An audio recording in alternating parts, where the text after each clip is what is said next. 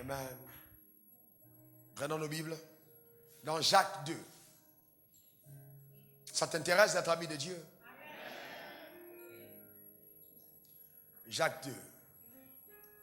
Verset 23. Jacques 2, verset 23.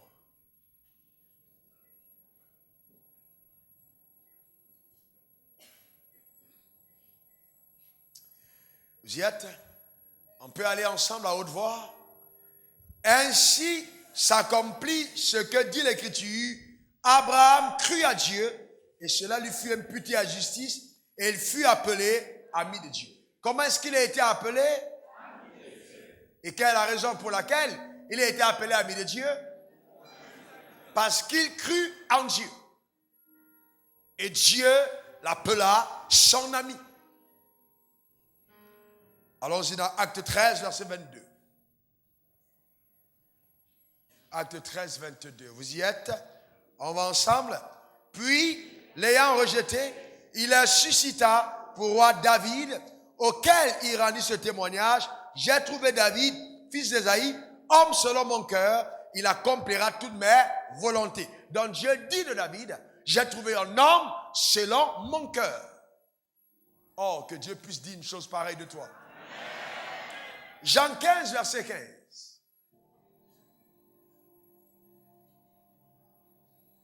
On y va ensemble? Je ne vous appelle plus serviteur, parce que le serviteur ne sait pas ce que fait son maître, mais je vous ai appelé ami, parce que je vous ai fait connaître tout ce que j'ai appris de mon Père. Père, je veux te rendre grâce pour la capacité exceptionnelle que tu me donnes ce matin, afin d'être à même d'enseigner avec clarté et exactitude ta parole. Rends-la accessible à tous ceux qui écoutent le son de ma voix. Que cela soit une révélation qui s'incruste dans leur âme intérieure. Et que notre mentalité soit renouvelée. Notre appétit pour la consécration et pour l'amitié avec toi soit suscité. Ô Père, attire-nous à toi simplement. Merci. Merci parce que, Éternel des armées, je sais que ta parole, comme d'accoutumée, sera accompagnée de signes évidents, de délivrance, de restauration, de guérison, de bénédiction. Éternel, merci pour le réconfort. Merci pour la sagesse que ta parole apporte. Ô Dieu, que ton nom soit célébré aujourd'hui à jamais. Au nom suprême de Jésus, j'ai prié. Et que quelqu'un dise Amen 3 fois. Amen. Non, je ne valide pas tes Amen. Amen. Alléluia. Devenir l'ami de Dieu. Tu peux t'asseoir dans sa glorieuse présence. Devenir l'ami de Dieu. Eh bien, qu'est-ce que c'est un ami? C'est quoi un ami? Un ami, c'est quelqu'un avec qui nous entretenons une relation d'amitié. N'est-ce pas? Quelqu'un avec qui on a une relation d'amitié. Et qu'est-ce que c'est l'amitié? L'amitié, c'est le sentiment, d'accord, d'affection entre deux personnes. Un sentiment d'affection. Le fait que deux personnes éprouvent de l'amour l'un envers l'autre. Un attachement, une sympathie, okay, qu'on puisse avoir à l'égard de quelqu'un. Alors, on dit de cette personne est mon ami.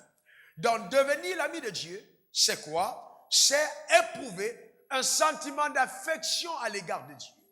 D'avoir son cœur qui s'attache à son égard. Que Dieu devienne, d'accord, une personne à l'égard de laquelle nous témoignons, je dis bien témoignons, jour après jour, notre sympathie, notre engagement, notre fidélité, notre loyauté et nos services. Parce qu'il est notre ami.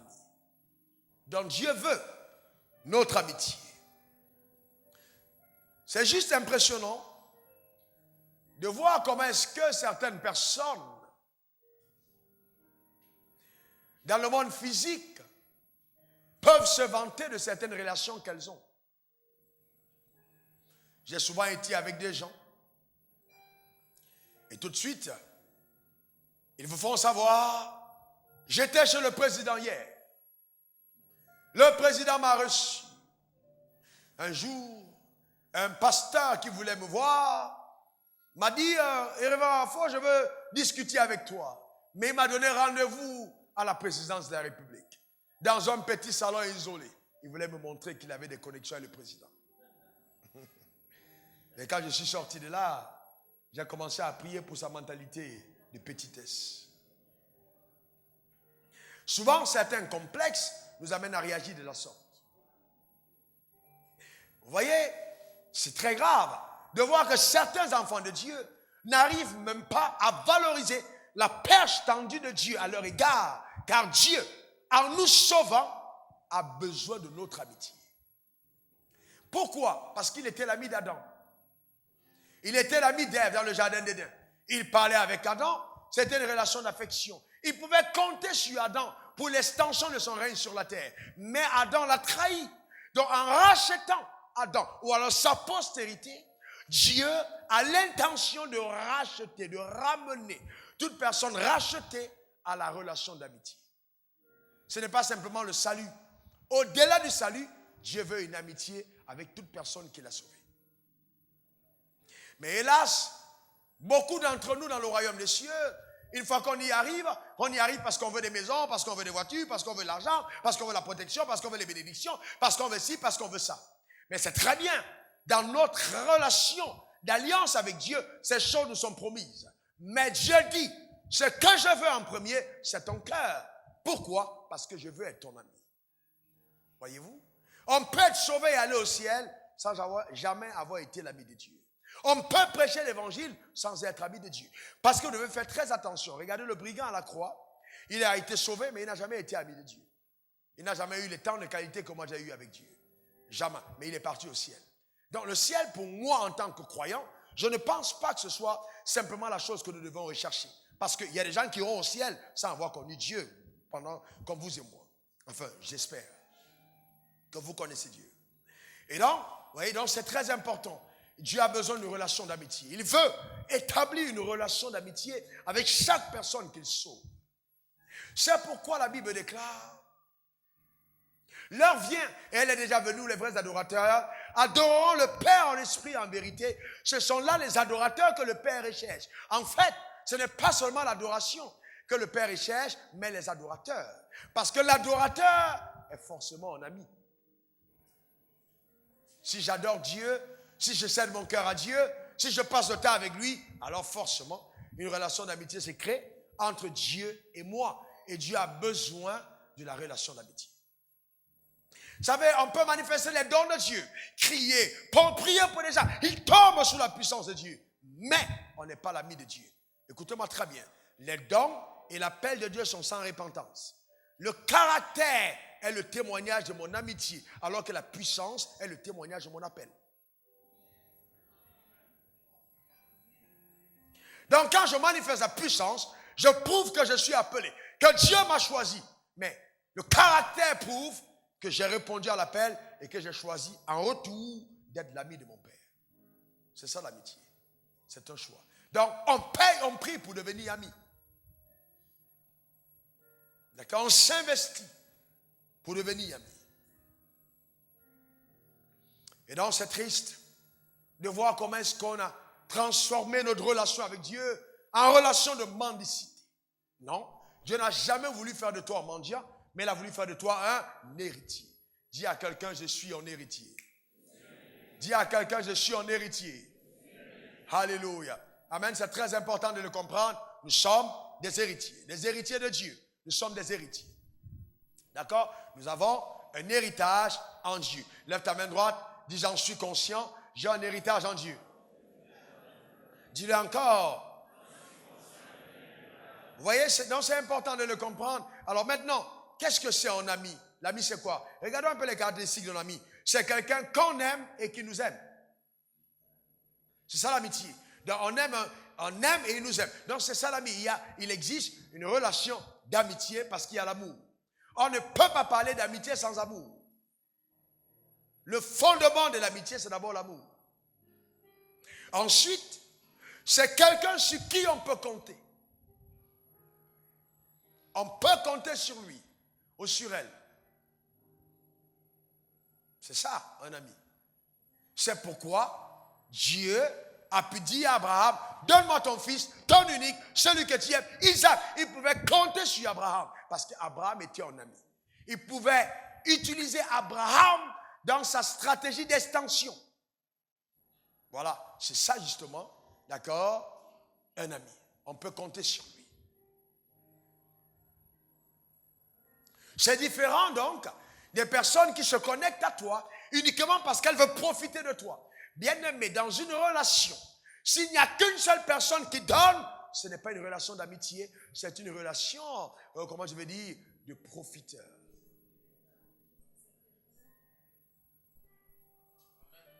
De sensu, connecté et piqué à toi juste pour tirer. Il faut être à même de recevoir. Même dans une relation de mariage, on ne peut pas seulement attendre que quelqu'un d'autre donne. C'est un investissement commun. J'ai vu beaucoup de personnes mariées, mais très peu de mariés amis. Troisième catégorie, vous voyez, caractéristique, l'ami c'est quelqu'un qui défendra les intérêts de Dieu. L'ami de Dieu défendra les intérêts de Dieu. Quand vous êtes amis, vous défendez vos intérêts mutuellement. C'est ça l'amitié. Une personne avec qui on est lié. On partage les secrets. On est lié. Vous savez, quand vous avez un ami, même quand l'ami éprouve quelque chose, à distance, vous ressentez. Vos âmes sont connectées. Par un cordon invisible, vos âmes sont reliées. Il y a une forme d'alliance entre vous deux dans l'âme. C'est ça l'amitié. Quand vous avez un ami, rien qu'au regard, vous savez que cette personne a un problème. Parce que c'est votre ami, vous le ressentez. Même si la personne au loin vous regarde, aujourd'hui, là, même la coiffure, là, je sais que là, il y a un problème. Mon ami n'est pas comme ça. C'est ça l'ami. Vous le sentez, vous avez le feeling de la personne. D'accord? C'est important. Donc l'ami est un allié infaillible. Un allié infaillible. C'est-à-dire, il ne trahit pas. Il est loyal. Pas déloyal. Loyal. Et donc faites attention aux personnes que vous acceptez dans votre périmètre comme étant un ami. Parce que l'ami a des droits sur vous. Et il peut facilement vous amener à la traîtrise. À la trahison. Celui qui est loin ne pourra pas te livrer. C'est celui que tu as accepté dans le cercle de l'amitié qui pourra te vendre. C'est pour ça que quand les pharisiens ont essayé d'attaquer Jésus, ils n'ont jamais pu. Mais le jour où ils sont passés par Judas, ils ont eu accès. Pourquoi? Parce que Jésus avait nommé Judas comme étant son ami. Il avait dit, je ne vous appelle plus serviteur, je vous appelle ami. Donc il a donné à Judas des droits sur sa personne. Et Judas l'a vendu. Que tu ne sois jamais ce genre d'ami qui trahisse. Jamais ce genre d'ami qui trahisse Dieu. Quelqu'un dise un bon amen. Quelqu'un dise encore un très bon amen. Alléluia. Vous savez, j'ai eu des personnes qui ont pris des sommes importantes d'argent. Pas une fois, pas deux fois, pas trois fois, plusieurs fois. En me disant, révérend, je compte sur toi, garde-moi ça. Je parle des sommes importantes. Et que j'ai remis en totalité sans prendre un centime. C'est ça la loyauté. Nous devons apprendre à cultiver la loyauté. Que les personnes puissent nous faire confiance. Que Dieu puisse te faire confiance. Il y a des gens qui ont l'âme tellement fausse qu'ils tromperaient même Dieu en le regardant en face. Et puis ils trompent Dieu. Et puis Dieu, pardon s'il te plaît, pardonne-moi. En fait, c'est la ruse. Ils ne sont pas sincères. Vous voyez, je parle d'alliés infaillibles. L'ami, c'est quelqu'un qui s'investit. L'ami de Dieu investit les valeurs de Dieu en lui. Quand on est ami, on poursuit les mêmes valeurs. Amos 3:3. Deux personnes ne marchent pas ensemble sans avoir convenu. Eh bien, c'est le problème de beaucoup de mariés. Ils ne conviennent sur rien, mais ils vont devant le maire. Ils n'ont jamais parlé. Ils ne se connaissent pas. Mais quand ils sont confrontés au choix de valeurs, là, il y a brisure et déception. Il faut l'amitié. C'est pour ça qu'il est difficile pour toi d'être ami avec quelqu'un qui tape la tête par terre et toi tu lèves les yeux vers le ciel. Vous ne pouvez pas vous entendre. Vous pouvez avoir des rapports sexuels, mais votre âme ne peut pas collaborer. Parce que vos valeurs sont différentes. Soit tu vas détester le chemin de la croix et aller au croissant, soit il laissera le croissant pour aller à la croix. C'est ça l'amitié. Et je vais vous dire une chose, bien-aimés. Si vous êtes bien-aimés, écoutez-moi très bien. Amis, vous voyez, il y a des gens qui disent non, vous voyez, deux personnes sont ensemble. L'autre, il est faux, il est faux, il est faux. Et puis l'autre donne l'impression d'être bon, mais les deux s'entendent. Ne cherchez pas loin, les deux sont faux. Vous ne pouvez pas, je vous dis bien, être à l'aise avec quelqu'un qui est faux, qui est faux, qui est faux, si vous n'êtes pas faux. En fait, vous êtes faux, mais votre fausseté est masquée. Vos relations indiquent les valeurs de votre âme. Les gens avec lesquels vous aimez être indiquent vos appétits cachés. Vos amis sont la parfaite illustration de vos valeurs. Vos amis illustrent les valeurs que vous avez. C'est pour ça que plus vous montez, plus vous désirez Dieu, moins vous avez d'amis. Mais pasteur, ce ne sont que des collègues de travail. Collègues de travail, mais pas collègues de café. On a bien dit travail, pas café. On a bien dit travail, pas after work. Travail. Alors non, j'étais à l'after travail. Après travail avec des amis de travail. Mais le travail était fini. Si tu l'as suivi après le travail, c'est parce que vos âmes sont attachées sur des choses que vous partagez. Il ne faut pas te tromper. Abraham a été appelé ami de Dieu. Vous voyez, ami de Dieu. Parce que Dieu a regardé et dit, ah, cet homme, je peux l'appeler mon ami. Et c'est pourquoi, quand Dieu devait détruire Sodome et Gomorrhe, il dit, cacherai-je à Abraham ce que je dois faire. Vous savez, parce que quand vous avez un ami, vous ne cachez pas les choses à votre ami. Vous ne pouvez pas. C'est votre ami. Spontanément, vous partagez vos joies et vos peines à l'ami. Mais quand vous avez un ami qui n'est pas bon, quand vous lui dites, oh, je viens d'avoir une percée. Pourquoi toujours lui? Pourquoi toujours elle, dès que tu tournes le dos? Celle-là. Elle dit qu'elle prie. Elle prie où? Prie où? C'est pas son oncle, c'est son gars. Seulement à cause de la jalousie, mais quand elle te voit ami, non, faites attention. Sondez Dieu pour l'amitié. Et l'amitié avec Dieu te préservera de fausses amitiés. Quand tu es ami de Dieu, ça va te préserver de fausses amitiés. Ne laisse pas entrer tout le monde dans le périmètre restreint. Proverbe 17, verset 17 dit, l'ami aime en tout temps. Et dans le malheur, il se montre un frère. Oh mon Dieu, dans le malheur, il se montre un frère.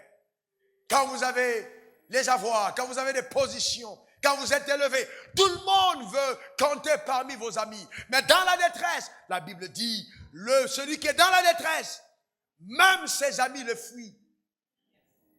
Ça veut dire qu'on n'a pas de vrais amis facilement. C'est pourquoi je crois que Dieu veut que nous soyons, n'est-ce pas, son ami. Afin qu'on ne soit pas déçus. Voyez, parce que notre alliance avec Dieu appelle à l'amitié. Les gens sont là, oui, j'ai des droits d'alliance, mais qu'est-ce que c'est l'alliance? L'alliance, c'est un contrat où il y a des engagements réciproques. Donc, je dois être à même de faire ma part des choses. Je ne veux pas être tout le temps, oh Dieu bénis-moi, oh Dieu donne-moi, oh Dieu fais ci. Ok, oui, mais moi j'ai déjà donné mon fils. Mais maintenant, même pour apporter 10% à l'église, tu luttes et tu veux mon amitié. Pourquoi tu me trompes? C'est pour ça qu'il dit, un homme peut-il tromper Dieu? C'est ça l'amitié. Il veut ta loyauté. D'accord? Et certains d'entre nous devons comprendre ceci. Le royaume des cieux nous coûtera quelque chose, je vous avertis. Ça va nous coûter quelque chose. Mais chaque chose qu'on paye comme prix pour la consécration à cause du royaume va embellir notre existence et nous donner d'avoir accès au bonheur durable. Quelqu'un me dise un bon amen. Parce que bien, notez-le, il y a des privilèges qui sont rattachés à l'amitié de Dieu. Ah, j'aime cet amen. Oh là là. Il y a des amens, quand vous les entendez, vous vous rendez compte que la parole a touché le cœur. Vous voyez? Des privilèges qui sont rattachés. Premièrement, la provision. La provision. Psaume 127, verset 2. Il est écrit, en vain, vous levez-vous le matin, vous couchez-vous tard, et vous mangez le pain de l'affliction. Il en donne autant à son bien-aimé. On a une autre version qui dit, à ceux qui lui sont chers, pendant qu'il dort. Il en donne autant à son ami pendant son sommeil. Donc, quand on est ami de Dieu, on ne fait plus les mêmes efforts que les autres. L'amitié de Dieu te garantira la provision d'en haut. La faveur de Dieu est sur ceux qui sont ses amis. Proverbe 16, verset 7. Quand l'Éternel approuve les voies d'un homme, il dispose même favorablement à son égard tous ses ennemis. Donc on ne peut pas être ami de Dieu et ne pas être approuvé par Dieu. Donc la Bible dit, même tes ennemis seront disposés en ta faveur à cause de ton amitié avec Dieu. Alléluia.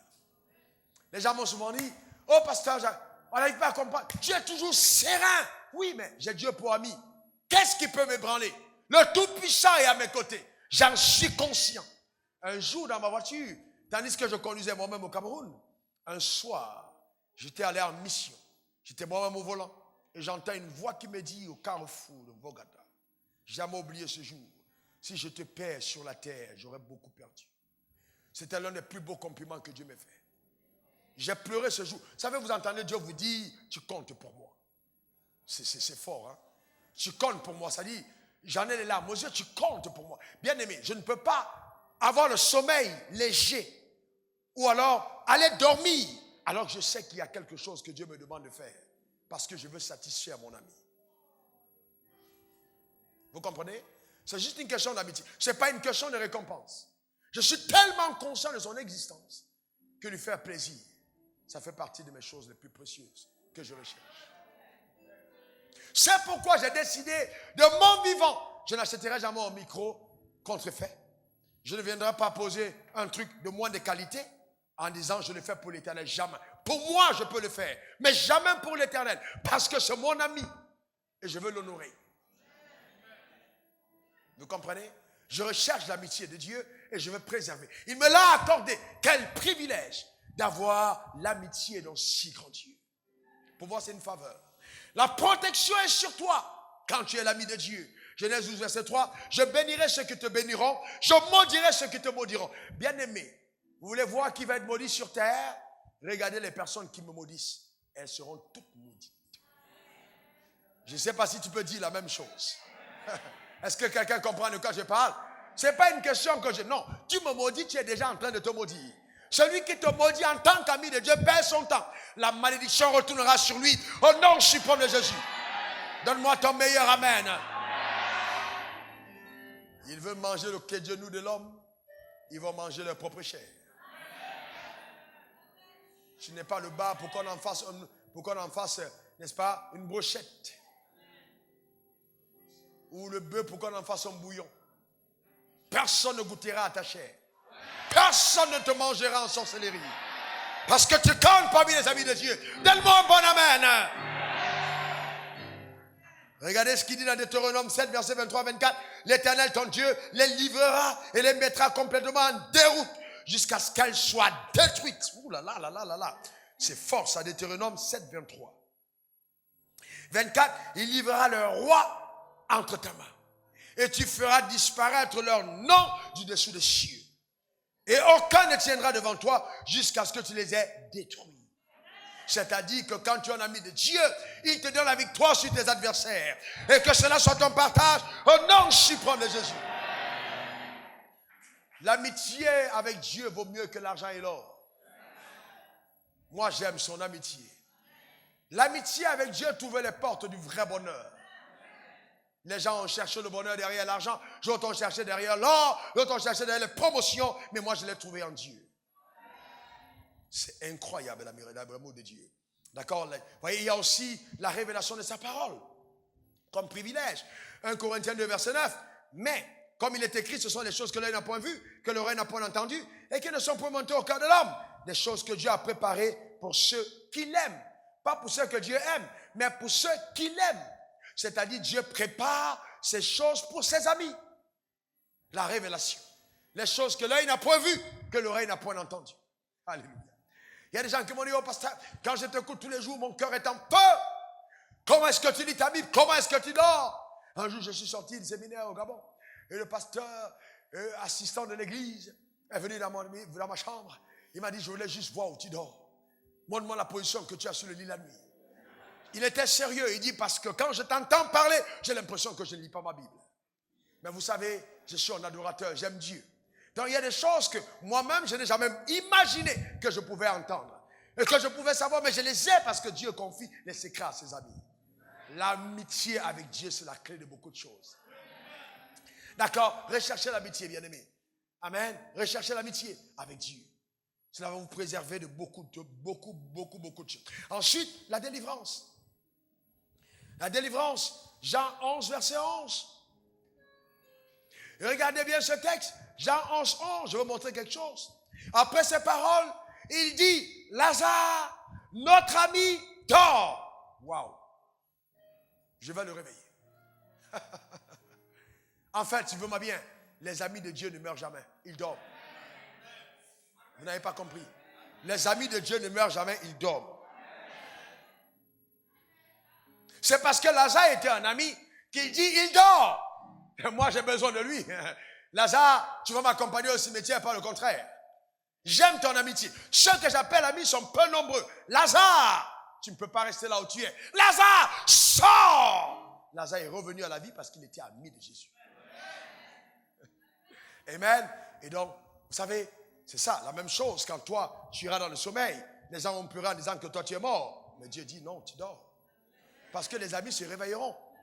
Ils vont rester avec Jésus-Christ. Amen. Ils vont régner sur la terre. Les amis ne meurent pas. Amen. Les amis du roi vivront pour l'éternité.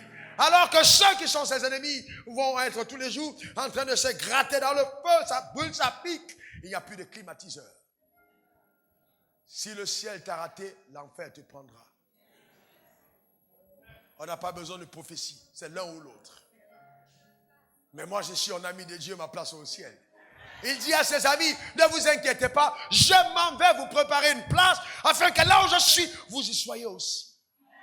Les amis rejoignent le maître dans sa gloire. Que quelqu'un me dise un bon amen.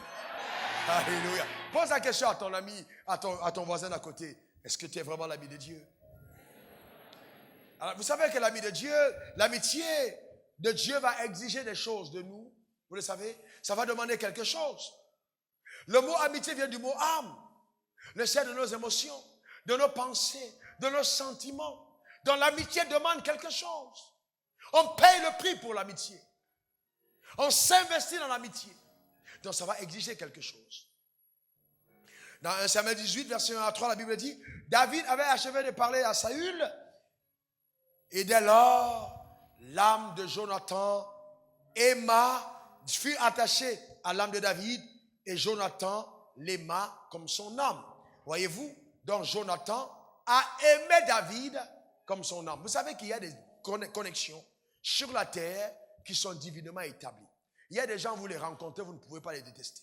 Vous sentez un amour naissant, vous ne savez pas d'où ça vient, mais à l'instant, ça s'allume. Je ne t'ai pas dit de dire à la soeur d'à côté, tu as entendu ce que le pasteur a dit, ça s'est allumé. Non, là, c'est la chair. Ça n'a rien à voir du tout. Ce n'est pas une question d'allumer, on va éteindre ça avec l'eau de la parole.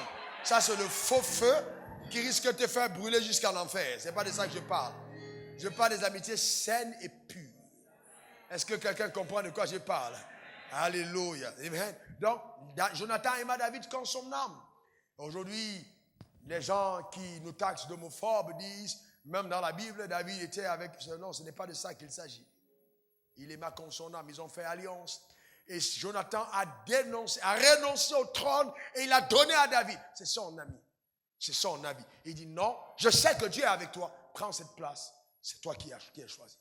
L'ami, c'est donc un allié. Qui peut accepter de perdre des choses pour que tu en gagnes. Et c'est pourquoi Jésus, en tant qu'ami, a accepté d'aller à la croix, de mourir comme un brigand pour que nous puissions régner sur la terre. C'est pour ça qu'on l'appelle l'ami fidèle. Donc le salut est un don. Mais l'amitié est une conquête. L'amitié est une conquête. On doit s'investir dans l'amitié. D'accord? On s'investit dans l'amitié. Jacques 4,4. Adultères que vous êtes, ne savez-vous pas que l'amour du monde est inimitié contre Dieu? Adultères que vous êtes, ça veut dire que quiconque aime le monde ne peut pas être ami de Dieu. Donc le prix pour l'amitié avec Dieu, c'est de mettre une croix sur le monde. Ça c'est fort, hein? une croix sur le monde. Oh non, pasteur, est-ce que les boîtes de nuit sont interdites? Ce n'est pas de ça qu'on parle. On dit le monde. Et dans la boîte de nuit, si ce n'est pas le royaume, c'est le monde. Tout m'est permis, mais tout ne m'est pas utile. À cause de mon amitié avec le roi de gloire, je ne me retrouverai plus dans des endroits pareils. Je l'aime tant pour compromettre son identité, son image sur la terre, parce qu'il a fait de moi son témoin. Vous comprenez? Donc un ami est conscient des enjeux de l'amitié. D'accord? Parce que tu peux souiller l'image d'un ami par tes actions. Tu peux remettre en cause ce qu'il est. On m'a invité à prêcher dans une église et je ne connaissais pas qui était le pasteur. Quand le pasteur est arrivé dans mon bureau, c'est une histoire vraiment extraordinaire. Il est entré, l'odeur de l'alcool a commencé à sentir dans mon bureau. Mais c'est quelqu'un que je connaissais qui me l'a recommandé. Et c'était étrange. Donc stratégiquement, je me suis approché de lui, je l'ai salué et on a parlé. Je me rapprochais bien de lui et je sentais qu'il n'y avait pas d'odeur d'alcool dans sa bouche. Je me dis, qu'est-ce qui se passe? On sort à l'extérieur, je ressens la même odeur qui arrive comme on va. L'alcool. Je dis, wow. Donc j'en parle avec le pasteur Guillaume. Je dis, mais c'est incroyable. Voici une expérience que j'ai vécue. Mais bon, c'est un homme de Dieu. Il m'a été recommandé par quelqu'un. Et je dis, tout va bien. On y va, mais je raconte quand même. Et je dis, Dieu, qu'est-ce qui se passe? J'arrive à l'église. Quand il prend la parole pour me présenter, la même odeur d'alcool arrive. Je dis, waouh, c'est la troisième fois que je sens cette odeur. Mais bon, dans mes principes, même si quelqu'un est le premier ministre de Satan et qu'il m'invite à prêcher dans sa synagogue, je viendrai et j'établirai Christ. Vous comprenez? Même si les sorciers de Côte d'Ivoire se réunissent et ils disent prédicateur principal Raoul Wafou, il me donne le micro. Le chef va se convertir. Est-ce que quelqu'un comprend de quoi je parle? Très bien. Mais si maintenant on me voit tout le temps assis avec eux au restaurant en train de manger, alors là, il y a toutes les raisons de faire de moi un sorcier. Je peux participer à une action sans être ami de la personne qui fait l'action. Jésus n'était pas ami des pharisiens, mais il a prêché dans la synagogue. C'est ça la grande différence. D'accord? Mais vous voyez, c'est important. L'amitié, ça demande un investissement, ça demande du prix à payer. Il faut aussi tester l'amitié. Vous voyez, c'est pourquoi quand vous priez, quand vous méditez la parole de Dieu, en première intention, ne vous dites pas simplement j'accomplis un devoir religieux. Non, je vais à la rencontre d'un ami. Je vais écouter les conseils de mon ami. Je vais adopter les pensées de mon ami. Je vais découvrir qui est mon ami. Donc, la méditation devient intéressante. La prière devient succulente et agréable. Parce que vous parlez à un être qui existe. Vous voyez? Le drame, c'est que beaucoup de croyants prient sans croire que Dieu existe. Ils n'en ont pas de conscience de la présence de Dieu. Et c'est pour ça qu'ils entendent un bruit le soir, dans la chambre. Oh, je me lève. Oh, esprit des eaux. Esprit, non. Calme. Tu as un ami qui ne dort ni ne sommeille, qui monte la garde autour de ses alliés et de ses amis, qui te protège. Amen. Il est avec toi. Tu n'as pas besoin d'avoir peur. La Bible dit l'amour parfait bannit la crainte. Donc celui qui est parfait en amour démontre qu'il est un bon ami. Mais quand il y a la peur dans le cœur, c'est qu'en fait tu es en train de montrer que tu n'as pas confiance en l'amitié. Ou alors qu'il y a peut-être même une existence d'amitié entre toi et ton Créateur. Parce que je peux être sauvé sans être un ami. Abraham a été appelé ami parce qu'il a fait confiance en Dieu. Est-ce que tu as confiance à Dieu? Est-ce que tu crois à l'Éternel? Est-ce que tu crois en sa parole? Est-ce que tu tiens à ses promesses? Est-ce que tu accomplis ce qu'il te demande? Est-ce que quand il te parle, tu te tiens sur cette parole en disant « Je sais que l'Éternel le fera ». C'est ça le problème. Est-ce que vraiment tu crois en l'amitié qu'il y a entre toi et Dieu? Alléluia. Oh, lève ta main vers le ciel, dis Seigneur, je veux te connaître. Dis Seigneur, je veux mieux te connaître. Je veux mieux te connaître. Et m'investir dans cette relation d'amitié.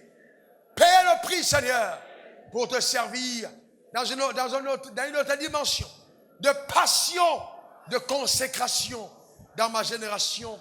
Au nom de Jésus. Amen. Amen. Et amen. Eh bien, bien-aimés, écoutez-moi très bien. Il est donc important, si vous voulez avoir une amitié durable avec le grand Dieu, de savoir qui il est. D'accord? C'est important. que vous sachiez qui il est. Dieu est un être infini. Il n'a pas de commencement, il n'a pas de fin. Il est l'alpha et l'oméga. Quelqu'un me dit son bon amen. Il est omniscient. Il est omniprésent. Il est omnipotent. Il est bon. Il est fidèle. Il est juste. Donc c'est le Dieu que toi et moi nous adorons. Il est le premier et le dernier. Il est le créateur de l'univers et le protecteur de tout ce qui existe. Il est le sage architecte qui orchestre la manifestation des choses sur la terre. L'Éternel que nous servons est le manager par excellence. Il est, il était et il vient. C'est lui le Dieu que nous servons. Il ne change pas. Il est imbattable. Même bébé, Hérode n'a pas pu le détruire. Et adulte, Pilate n'a pas pu prononcer un jugement contre lui. C'est le Dieu que nous servons. Il a été persécuté, mais il a toujours apporté la liberté. Il a été frappé, mais il a pardonné à ceux qui l'ont persécuté. Il a été régné, mais il a pardonné. Il a été meurtri à la croix, mais par ses meurtrissures, il a apporté la guérison pour tous ceux qui croient en lui. Mort au milieu des brigands, il est le seul dont les os n'ont pas été brisés. Déposé dans la tombe pendant 3 jours, et le 3e jour, la tombe n'a pas pu le retenir. Il est ressuscité avec toute la puissance merveilleuse et monté à la droite de Dieu sans ascenseur, avec un sang qui continue de parler en ta faveur. Il a apporté à l'humanité la paix inégalable. Son amitié est infaillible. C'est le Dieu de nos pères Abraham, Isaac et Jacob. Il a fait tout ceci pour un seul but, pour avoir ton amitié. Afin que tu saches que même si le monde ne peut pas le comprendre, même si les savants ne peuvent pas l'expliquer, aucune armée ne peut le battre. Toujours, il est imité, mais jamais il ne sera égalé. Il est la lumière, il est l'amour, il est la justice, il est la paix, il est pur, il est saint, il est puissant, il est invisible, il est élevé, il est majestueux, il est souverain, il est compatissant, il est miséricordieux, il est éclatant de gloire, il est rayonnant de sagesse. C'est le Dieu qui te demande en amitié. Il reste notre seul sauveur et notre paix. Il règne dans la vie. Et il règne dans nos vies. Pour que nous régnions dans la vie par lui. Il est le père de l'orphelin. Il est l'assistant de la veuve délaissée. Il est l'espérance de ceux qui sont en espérance. Il est la sagesse des sages et la force des forces. Il est la richesse du pauvre et l'honneur de toute personne déshéritée. Il a parlé aux tempêtes et elles ont obéi. Par sa parole, il a maudit les arbres jusqu'à leur racine. Il a parlé aux aveugles et ils ont commencé à voir. Il a amené les morts à la résurrection. À l'existence, les choses qui n'étaient pas comme si elles étaient. Il a purifié le lépreux. Il a redonné la vigueur aux membres de ceux qui étaient infimes. Il a fait entendre ceux qui étaient sourds. Il a pris l'indigent de la boue. Il a fait asseoir avec les rois à leur table. Il est le Tout-Puissant. Il s'appelle El Shaddai. Celui qui maîtrise et écrase ses ennemis. Il est Jehovah Rapha, celui face auquel aucune maladie ne peut tenir. Il est Jehovah Shammah, le Dieu de paix. Il est El Elohim. Il est Jehovah Sabaoth, l'Éternel des armées. Il est simplement sublime et glorieux. Il t'a donné un droit d'accès à lui, afin qu'à la mention de son nom, le ciel te soit ouvert et que jamais on ne te mette à la salle d'attente.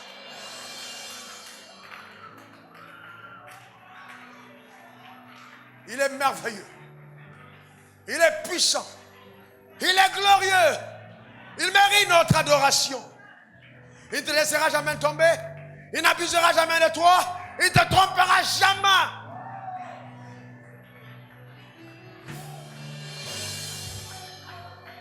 par ses jugements. Il a renvoyé libre la femme adultère qui était sur le point d'être lapidée.